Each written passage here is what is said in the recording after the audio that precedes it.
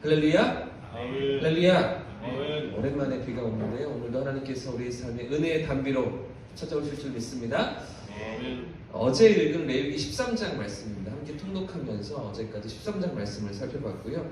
오늘 이어지는 레위기 14장과 15장 말씀을 좀 함께 살피게 되는데 이 13장과 14장이 연결되어 있습니다. 13장은 나병을 진단하는 그런 규례이고요. 14장은 그런 나병에서 다시 정결함을 얻는 방법에 대해서 제시하고 있는 부분인데요. 먼저 13장 2절 말씀을 보십시오. 2절 말씀을 보시면 만일 사람이 그의 피부에 무엇이 돋거나 피부에 나병 같은 것이 생기거든 이렇게 시작하고 있습니다. 그리고 3절로 넘어가면 제사장이 그 피부에 병을 진찰해 보니 이러저러한 증상들이 나타날 때 그때 무엇이라고 진단합니까? 이는 나병의 환부라. 제사장이 그를 진찰하여 그를 부정하다 할 것이요. 이렇게 말씀하고 있죠. 나병에 걸렸다는 것입니다. 그저 뭔가 피부에 가려움이 있고 색점이 생겨서 이러저러 증상들이 나타나는 것 같았는데 시간이 조금 지나서 보니 이것이 무엇입니까?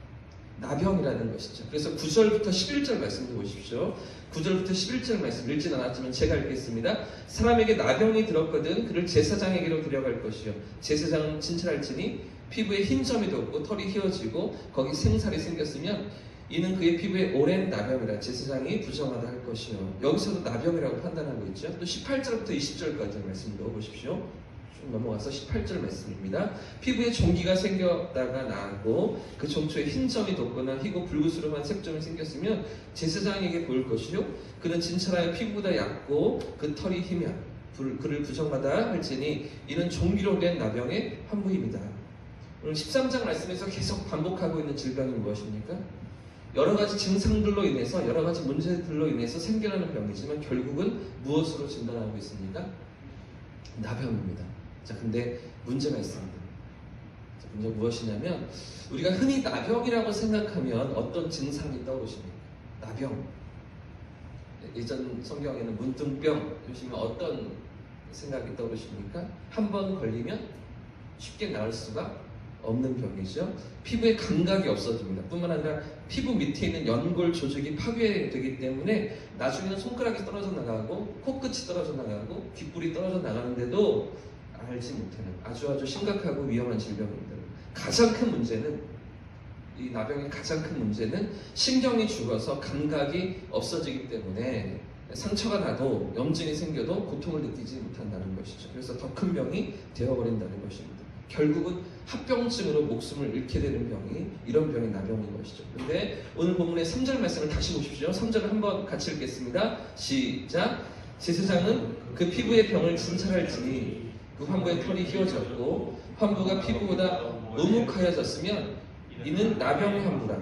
제사장이 그를 진찰하여 그를 부정하다 할 것이요. 여기서 지금 나병이라고 진단하고 있죠. 그래서 부정하게 되었다라고 선언합니다. 그런데 또 6절 말씀을 보시면 6절을 보십시오. 똑같은 사람입니다. 똑같은 사람을 두고서 6절에 시작. 이래 만에 제사장이 또 진찰할지니 그 환부가 엷어졌고 병색이 피부에 퍼지지 아니하였으면 피부병이라. 제사장이 그를 정하다 할 것이요. 그의 옷을 빨 것이라. 그리하면 정하리라. 일주일이 지나고 또 일주일이 지났는데 그 환부가 어떻게 되었습니까? 엷어졌다라는 것이죠. 그래서 다시 어떻게 진단하고 있습니까? 나병이 아니라 그저 피부병이라는 것입니다. 나병이 아니라고 진단하는 것이죠. 그러니까 처음 진단할 때는 나병이라고 했었는데 보름 정도 지나고 나니 어떻게 되었습니까?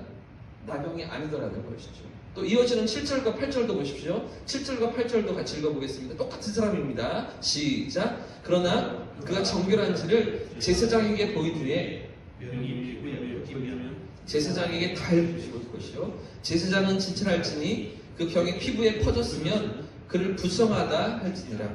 이는 나병입니다. 또 얼마가 지나서 어떻게 되었습니까? 다시 피부에 퍼졌습니다. 그래서 또 진찰해보니 나병이었다고 진단하는 것이죠. 이게 무슨 말일까요? 이렇게 왔다 갔다 할까요? 나병이 이렇게 급히 좋아졌다가 또 다시 급하게 나빠졌다가 하는 병입니까? 이렇게 보름 만에 없어지기도 하고 다시 생기기도 하는 병이 나병입니까? 그렇지가 않죠. 아주 오랜 시간에 걸쳐서 아주 더디고 느리게 진행되는 병입니다. 그렇기 때문에 지금 본문이 말하고 있는 것은 우리가 생각하는 한센병이 아니라는 것이죠. 나병이라고 표현하고 있지만 우리가 이전 성경에 표현했던 문둥병이 아니라는 것입니다. 그저 피부에 생기는 모든 피부병들을 총칭하는 단어로서 나병을 사용하고 있는 것이죠. 그래서 오늘 본문은 그저 나병, 한센병 이 하나만을 다루고 있는 것이 아니라 피부에 생기는 여러 가지 질병들을 말하고 있는 것입니다. 전염성이 있고요. 또 급히 퍼지는 온갖 종류의 피부병을 13장에 다루고 있는 것입니다. 그래서 심지어는요. 47절 이후를 보시면 의복에 생긴, 옷에 생긴 나병을 본문이 말하기도 합니다. 옷에 생긴 나병. 여러분, 옷에 생기는 문제를 한센병이라고 여러분 부르십니까? 옷에 곰팡이가 생겼습니다. 근데 그런 옷을 보면서 한센병에 걸렸어, 나병에 걸린 옷이야 이렇게 말하십니까? 그렇지가 않죠? 곰팡이가 생겼어, 곰팡이가 피었어 가방에 이렇게 말하지 않습니까? 근데 지금 본문은 나병이라고 말하고 있는 것이죠. 14장에 넘어가 보시면 집에 생기는 나병도 얘기합니다. 집에 생기는 곰팡이를 나병이라고 얘기합니까? 한센병이라고 얘기합니까? 그렇지가 않죠? 집에 곰팡이가 피었어, 닦아내야 돼 이렇게 말씀하잖아요. 그러니까 지금 성경이 말하고 있는 것은 온갖 종류의 피부에 관련된 병들을 다 나병이라고, 나병의 환처다, 나병의 환부이다 이렇게 말하고 있는데 이 나병은 무엇입니까? 모든 피부병을 말하고 있는 것입니다. 어떤 것은 급히 퍼지기도 하고요. 다른 사람들에게도 전염되는 그런 피부병을 성경이 말하고 있는 것이죠. 또 어떤 것은 천천히 생겼다가 없어졌다가 반복되는 그렇게 진행되는 피부병도 있는 것이죠. 또 어떤 것은 종기처럼 생겨나서 흰색이나 붉은 색점, 반점이 생기는 균이 퍼지는 피부병도 성경이 말하고 있는 것입니다. 그러니까 피부에 관련된 온갖 피부병에 대해서 레위기 13장이 지금 말씀하고 있는 것이죠. 자, 근데 문제는 그럼 왜 성경이 이 피부병들을 다 나병으로 표현하고 있는가 하는 것이죠. 그냥 피부병이라고 말하지 않고 왜 모두 나병으로 표현하고 있는 것입니까? 이유가 무엇입니까? 이 나병이 가진 특징 때문입니다. 이 나병이 가지고 있는 치명적인 속성 때문이죠. 모든 피부병이 나병과 닮아있기 때문입니다. 급속히 퍼지는 것, 또 이것이 계속해서 반복되는 것, 그 가장 극단적인 모습이, 가장 파괴적인 모습이 이 나병이기 때문에, 또 다른 피부병들도, 모든 피부병들도 그렇게 전염되어지고 급히 퍼지고 또 재발하는 이런 모습들이 나병과 너무나 유사하기 때문에, 그래서 오늘 말씀은 상징적이고 대표적인 표현으로 나병이라는 단어를 사용하고 있는 것이죠. 그럼 왜 오늘 본문은 이런 피부병들을 언급하고 있을까요? 성경을 잘 살펴보시면 레위기를 우리가 살피고 있는데요, 이것보다 더 심각한 질병도 많습니다. 그렇죠?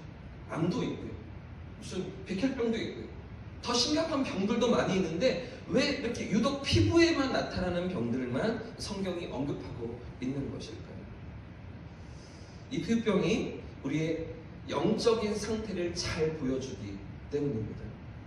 우리의 영적인 상태가 이 피부병과 너무나 닮아있기 때문이죠. 아담의 범죄로부터 죄인으로 태어나서 죄와 사망의 권세 아래 종노릇하며 살아가는 인생들의 모습이 이 나병에 걸린 모습과 똑같기 때문입니다. 생각해 보십시오. 이 피부병, 나병에 걸리면 어떤 일들이 일어납니까? 가장 먼저는 내 신체에서 번져나기 시작합니다. 부스럼이 생겼습니다. 여기서 끝납니까?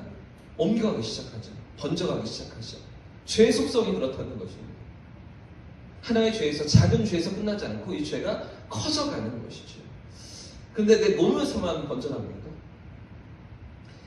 내 몸에서 작은 부분의 부스럼이 그냥 확장되고 번져가는 것에서 끝납니까? 그렇지가 않죠. 우리 같이 사는 식구들에게 옮겨가기도 합니다. 그렇죠? 우리 식구들만 아니라 내가 만나는 사람들에게 또 옮겨질 수도 있는 것이 피부병이기도 한 것이죠. 여기서 끝이 아닙니다. 너무나 쉽게 재발하는 것이 피부병입니다. 다 나은 듯 싶었는데 어느새 또 재발하는 것이죠. 이것이 피부병의 특징입니다. 이것이 피부병의 파괴적이고 치명적인 속성인 것이죠. 하나님께서 이 레위기 13장을 통해서 우리에게 무엇을 말씀하고 계시냐면, 이같이 치명적이고 파괴적인 죄악의 저주 아래에 우리가 있다는 것이죠. 마치 악성 피부병이 걸린 것처럼, 마치 나병에 걸려서 집 밖으로 쫓겨나 죽을 날을 기다리는 사람들처럼 끝없이 재발하고 급속히 번지고 또 다른 사람들을 전염시키는 죄의 영향력 아래에 우리가 살아가고 있다는 것입니다. 처참히 망가진 모습이 인생들이라는 것이죠. 타락한 범죄를 인해서 하나님의 진노와 저주 아래 놓여진 우리 인생들이 이런 비참한 상태에 살아가고 있다는 것을 깨닫기 원하셨던 것입니다. 자, 그런데 더 중요한 것이 있습니다.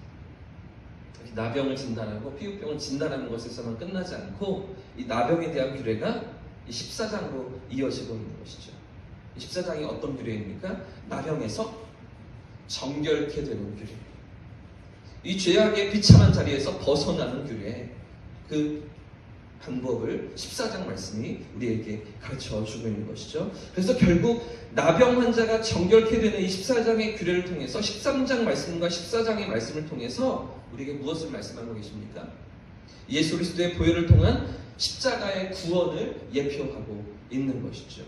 그래서 결국 레위기는 거룩한 하나님 앞에 우리가 어떻게 설 수가 있는지, 죄인인 우리가 어떻게 거룩하신 하나님을 만날 수가 있는지, 오직 예수님만을 통해서 길이요 진리요 생명 되신 예수님을 통해서 하나님 앞으로 다가설 수 있음을 우리에게 가르쳐 주고 있는 것입니다. 이 비참한 피부병에 걸린 모습을 통해서 분명히 우리의 길이 무엇인지를 우리에게 제시하고 있는 것이죠. 그 길을 찾는 첫 시작이 무엇입니까? 베드로는 갈릴리 호숫가에서 예수님 앞에 이렇게 고백했습니다. 주여, 나를 떠나소서, 나는 죄인이로소이다. 이렇게 고백했던 것이죠. 내가 죄인됨을 깨닫는 자리, 우리 죄의 심각한 비참한 삶의 자리에 우리가 있다는 것을 인정하는 자리에서부터 은혜가 임하는 것이죠. 거기에서부터 구원의 길이 열리는 것입니다. 우리의 죄인됨을 깨닫고 우리의 연약함을 깨닫고 우리의 죄가 끊임없이 우리를 발목을 잡고 하나님 앞으로 나아가지 못하게 붙들고 있음을 우리가 인정하면서 십자가 은혜 앞으로, 예수 그리스도의 그 은혜 앞으로 나아갈 때만 하나님의 사랑으로 우리의 삶이 채워지고 하나님의 사랑을 경험할 수 있음을 오늘 본문은 우리에게 가르쳐주고 있는 것이죠. 오늘도 이런 복음에 대한 감격과 십자가에 대한 믿음으로 살아가시는 저와 우리 모두의 삶을 축복합니다. 하나님 앞에서 그 사랑을, 풍성한 사랑을 누리며 믿음으로 승리하는 저와 우리 모두의 한날이기를 축복합니다.